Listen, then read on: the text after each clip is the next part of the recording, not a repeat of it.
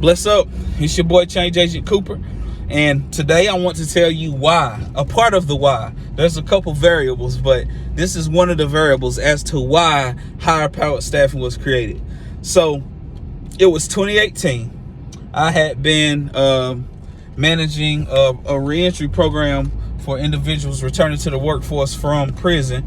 I had been doing that for about a year, a little over a year. And a lady got referred to me by one of my homeboys that owns a halfway house. Us people in recovery, we all know each other. There's a significant amount of people who are in recovery who own halfway houses. So we be networking. And so he had referred this lady to me.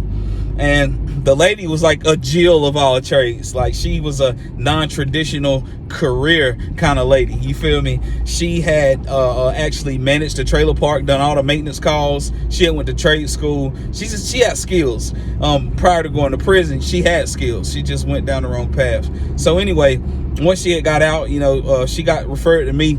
She had been working at like a convenience store and doing some part-time housekeeping, and she got referred to me to help her get a better job.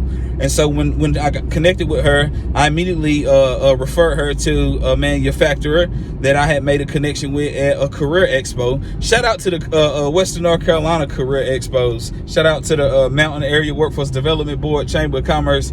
I love career expos. I'm like a kid in a candy shop. I'm like my daughter in Build-A-Bear. If you see me at a career expo, it's the equivalent of my daughter in Build-A-Bear. But anyway, I made a connection with the manufacturer and I sent her there. She went there. She worked for a while. It was off the bus line. And so she stayed for about 6 months. She was like, hey, if you can get me something that's closer to the halfway house, I love what I'm doing. She was doing machine operator stuff, but she needed something that was closer because she was spending a significant amount of money on transportation.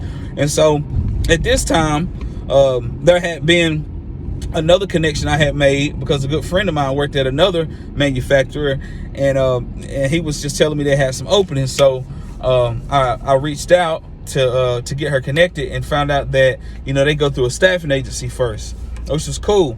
The unique part about it was the staffing agency was actually not in town. It was like, I guess, what do they call it? Remote.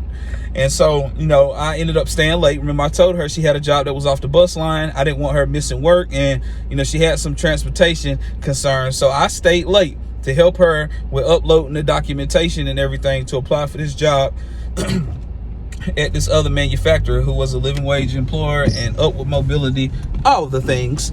And so stayed late to help her apply. But before I had her apply, I contacted the staffing agency myself.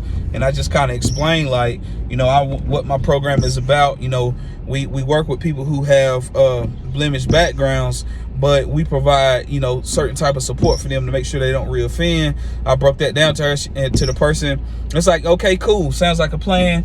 I sent them the public link to a record. In NC, you can see a person's record. That's public information. I guess she took a look at the record. She said, we can deal with that since she's off of probation and everything, and she had completed her sentence. And so I'm excited. I help her upload all the documents. So I say 2 days later, she called me. She's crying. Now, I told you, she's like a non-traditional career kind of lady. And her crying caught me off guard because she goes hard, right? And it's like, what's wrong? She said, well, they didn't hire me because of my background. I was like, what you mean? She said, nobody wants to give me a chance. I'm sick of this. I do my best. I get out. They try to fit me scraps. It's not right. Why they want to do me like this? And I say, you know what? Let me contact them for you. Just keep it cool. The peer support things we do. Breathe. Just breathe. Let's say a prayer. Things like that. And so she said, okay, call them for me, please. She put her trust in me. I say, pray for me while I fight for you. That's one of the things I tell my clients. Pray for me while I fight for you. So I contacted the staffing agency. It's like, what's up? Y'all told me it was good to go. I don't like playing with my people's mental health like that. Going in straight advocate mode. What's up? They say, well, I'm so sorry. I thought we were going to be able to do it. But, the powers that be said, we couldn't push her through. I say, oh, man, that's messed up. You know what? It's okay. It's not your fault. You have a blessed day. I'm upset. I'm very angry. But you have a blessed day because I know it ain't your fault. And I know you tried. Ended it nice and sweet. So then I contact my homeboy because my homeboy works at this manufacturer. He's actually like a supervisor there. And I say, look, man, I tell him about what happened with the situation. He said, you know what? Just have her apply straight through. I said, okay, bet. So I stay late at work again, wait for her to get off, because remember, she had to go to work and I didn't want to disrupt anything. Stayed late, helped her apply directly for the company. They get the information, they interview her, he gets to meet her, they love her. Because I told you, she's not your average, I'm telling you. Like, she machine operator, plumber, apprentice, straight up. Now tell me that you really wanna. But she gets it in. Solid worker, solid work ethic. So she applies, does well in the interview. They said they're gonna call her back. She calls me again. It was like a day or two later, crying again. I say, what's going on? She says, I'm sick of this. Nobody wants to give me a chance. I did my time. Why do I have to keep paying for it? I just want to move on with my life and do good. And this is when it hits me. Because for real, the advocacy is a part of it. The advocacy is a part of it. And with higher powered staffing, it's about the arm. Advocacy, recruiting, and mentoring. When she called me back and she was in tears again, I say, what's going on? What's wrong? He said he was going to push you through. They said you killed it in the interview. She said, well, they said they wasn't going to pay the agency fees. I said, what you mean agency fees? She said they didn't want to pay the agency fees. She's like, why would they have to pay agency fees?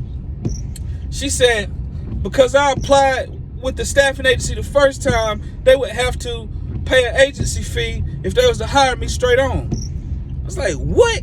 The staffing agency turned you down. What do you mean? She said, no, it's not right. She was all tore up. But and it was that moment whenever I really started putting my head to it, like, okay, if there's a staffing agency and that's a thing, and there's a service that I provide and that's a thing, why not operate as that, Philip, with your connections, with your relationships with community, your relationships with workforce board, chamber of commerce, and people who want to see you win. Why not do it yourself?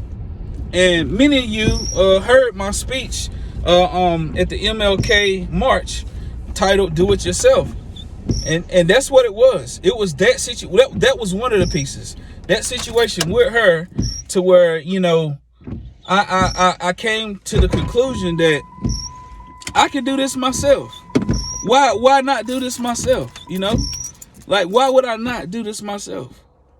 Why not? Why not step into your entrepreneurial abilities, and provide more opportunities for people? And that's what it was, man. That was one of it, that situation there. When I found out that there's agency fees attached to finding people and sending solid people to work. And that's what I do. I'm connected like Wi-Fi. So if you do hiring or staffing or whatever, man, higher power staffing would gladly like to sit down and buy you lunch at Pax Tavern. I like Pax Tavern. They got them nice, tasty green tomatoes. Let's sit down and talk about how we can heal the community by way of workforce development connected with mentoring. My name is Change Agent Cooper. And remember, perseverance versus everything.